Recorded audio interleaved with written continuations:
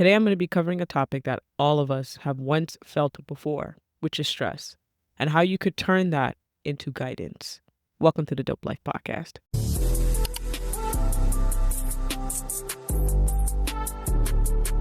First things first, stress is something that you should not play with. Most of us, when we are going through stressful moments, our first initial thought is to just push through it. But another way that we can look at stress is seeing it as a warning sign.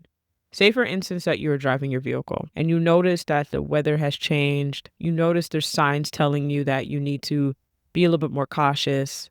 One of our first initial steps when we're driving and we notice something's kind of not quite what it was before, a few miles or a few kilometers before, is to slow down. It's a sign for us to look ahead. We're not going to just speed up and ignore it. Well, maybe some of us would speed up and ignore it. A better way of handling it is to slow down and assess what is going on, what's around us, and how we should push forward. Funny enough, that's the exact same way that we should address stress. What if stress isn't the problem? What if it's trying to help you? And I know that kind of sounds a little bit odd to hear. Stress is a warning sign. It's a warning sign that something needs to be addressed. Now I'm going to break down a framework you can use to look at stress in a different way. So the first step is name it. The second step is redesign.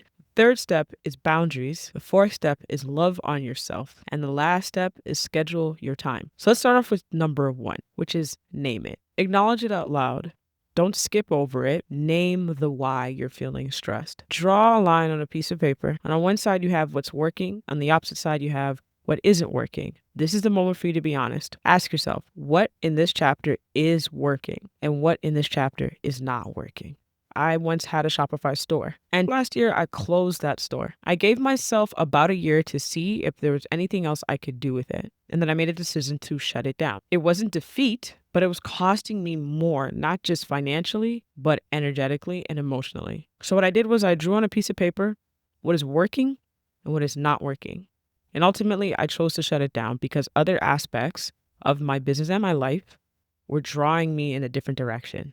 In a direction that I actually was liking. So that was in my what was working column. And what wasn't working was me trying to find all the energy to create for that. And then ultimately I decided to close the store. Number three, boundaries. Most of the stress in your life comes from lack of boundaries. Saying yes when you really just want to say no. Letting people take from you without even asking. And in some cases, you just giving without even respecting your own time and energy. And a way that you could set a boundary, for example, I don't appreciate X, and as a result, I will Y. I don't appreciate you dumping all over. I don't appreciate you taking advantage of me, or I don't appreciate the way you speak to me. And as a result, I will end the conversation when I feel as if you are being disrespectful to me. If you need any help of how you could set boundaries and how you can move forward, click the link in my bio and schedule a discovery call with me, which is completely free.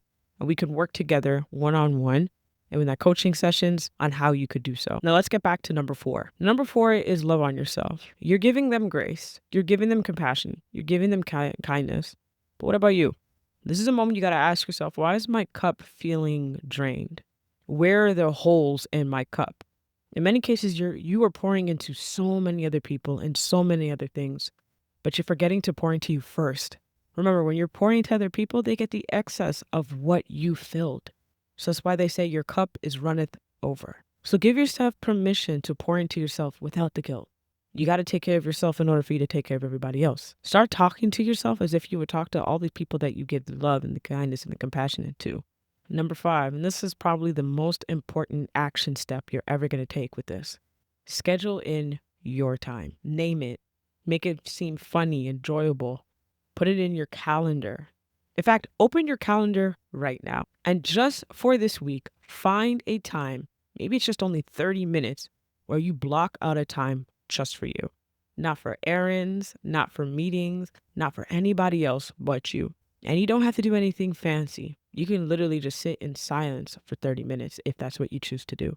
And then after that, schedule it for next week and the week after that. And make it an automatic occurrence, a non-negotiable. Now remember, stress is sneaky. It could creep up to you over time. But by you practicing these steps, you are well on your way of taking care of yourself. All right, y'all. Hope you enjoyed today's episode. I will see you next week as we discuss another form of stress, failure. And I hope that you take this framework and you apply it today.